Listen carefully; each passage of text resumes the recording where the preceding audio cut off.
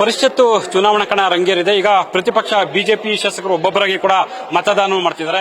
ನಮ್ಮ ಜೊತೆಗೆ ಬಿಜೆಪಿ ಶಾಸಕರಾಗಿರುವಂತಹ ಸುನೀಲ್ ಕುಮಾರ್ ಅವರು ಇದ್ದಾರೆ. ಅವರ ಹತ್ರ ಒಂದಷ್ಟು ವಿಚಾರ ಮಾತಾಡೋಣ. ಸರ್, ಈಗ ಒಂದು ಬಿಜೆಪಿಗೆ ಸುಲಭವಾಗಿ 2 ಸ್ಥಾನಗಳನ್ನ ಗೆಲುವು, ಉಳಿಕೆ ಮತಗಳು ಏನು, ಯಾವ ತರ ಅನ್ನುವಂಥದ್ದು ಕೂಡ ಚರ್ಚೆ. ನಮಗೆ 3ನೇ ಅಭ್ಯರ್ಥಿಗೆ ಬೇಕಾದಂತ ಮತಗಳ ಕ್ರೋಢೀಕರಣಕ್ಕೆ ಬೇಕಾದಂತ ಪ್ರಯತ್ನವನ್ನ ನಮ್ಮ ಪಾರ್ಟಿ ಮತ್ತು ಜೆಡಿಎಸ್ ನ ಪ್ರಮುಖರು ಒಟ್ಟಾಗಿ ಕೂತು ಯೋಚನೆಯನ್ನು ಮಾಡಿದ್ದಾರೆ. ಗೆಲ್ಲುವ ವಿಶ್ವಾಸವನ್ನು ಇಟ್ಟುಕೊಂಡೇ ಮಾನ್ಯ ಜೆಡಿಎಸ್ ನ ಪ್ರಮುಖರು ಈ ಅಭ್ಯರ್ಥಿಯನ್ನು ಹಾಕಿದ್ದಾರೆ ಅಂತ ನಾನು ಅನ್ಕೊಳ್ತೇನೆ. ಕೊರತೆ ಇರುವಂತಹ ಮತಗಳನ್ನ ಯಾವ ರೀತಿ ಕ್ರೋಢೀಕರಣ ಮಾಡಬೇಕು ಅನ್ನೋದನ್ನು ಅವರು ತೀರ್ಮಾನ ಮಾಡಿದ್ದಾರೆ.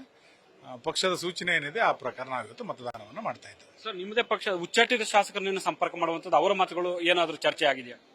ಎಲ್ಲ ರಾಜ್ಯಾಧ್ಯಕ್ಷ, ವಿರೋಧ ಪಕ್ಷದ ನಾಯಕರು ಮಾತಾಡಿದ್ದಾರೆ. ಎಲ್ಲರ ವಿಶ್ವಾಸವನ್ನು ಗಳಿಸಿ ನಮ್ಮ ಅಭ್ಯರ್ಥಿಗಳನ್ನ ಗೆಲ್ಲಿಸಿಕೊಡುವಂತ ಪ್ರಯತ್ನದಲ್ಲಿ ನಾವು ಈಗಾಗಲೇ ಕಾರ್ಯನಿರತರಾಗಿದೆ. ಅಲ್ಲ, ಡಿ.ಕೆ. ಶಿವಕುಮಾರ್ ಅವರು ಸಿಎಂ ಆದ ಬಳಿಕ ಮೊದಲ ಚುನಾವಣೆ ಆಗಿದ್ದು, ಇದೊಂದು ರೀತಿಯಲ್ಲಿ ಕೂಡ ಮೆಗಾ ಫೈಟ್ ಅನ್ನುವಂಥದ್ದು. ಹೇಗೆ ಪ್ರತಿಪಕ್ಷಗಳು ಹೇಗೆ ತಂತ್ರ? ವಿಧಾನ ಪರಿಷತ್ತಿನ ಚುನಾವಣೆಯಲ್ಲಿ ಸಂಖ್ಯಾಬಲದ ಆಧಾರದಲ್ಲಿ ಚುನಾವಣೆಗಳು ನಡೆಯೋದು. ಯಾರದೋ ನೇತೃತ್ವ, ಯಾರೋ ಮುಖ್ಯಮಂತ್ರಿ ಅನ್ನೋ ಪ್ರಶ್ನೆ ಏನಲ್ಲ. ಇರುವಂತಹ ಕೊರತೆಯ ಮತಗಳು, 2ನೇ ಪ್ರಾಶಸ್ತ್ಯದ ಮತಗಳನ್ನು ಹೇಗೆ ಹಾಕೊಳ್ತಾರೆ ಅನ್ನೋದ್ರ ಮೇಲೆ ಎಲ್ಲದೂ ಕೂಡ ಅವಲಂಬಿತ ಇದೆ. ಖಂಡಿತ ಇದರ ಲೆಕ್ಕಾಚಾರಗಳನ್ನ ಪ್ರಮುಖರು ಮಾಡಿದ್ದಾರೆ. ಆ ಹಿನ್ನೆಲೆಯಲ್ಲಿ ಈ ಚುನಾವಣೆ ನಡೀತದೆ. ಅಭ್ಯರ್ಥಿ ಗೆಲ್ಲುವ ವಿಶ್ವಾಸ ಇದೆ. ನೋಡೋಣ, ಕಾದ್ ನೋಡೋಣ. ಸೊ ಇದಿಷ್ಟು ಕೂಡ ಸುನೀಲ್ ಕುಮಾರ್ ಅವರ ಸ್ಪಷ್ಟವಾದ ಮಾತುಗಳು. ಕ್ಯಾಮರಾ ಪರ್ಸನ್ ಶಿವಾನಂದ್ ಜೊತೆ Harish Kappalli, first Bengaluru news first, ನಿರ್ಭೀತಿಯಿಂದ ನಿಮ್ಮ ಪರವಾಗಿ.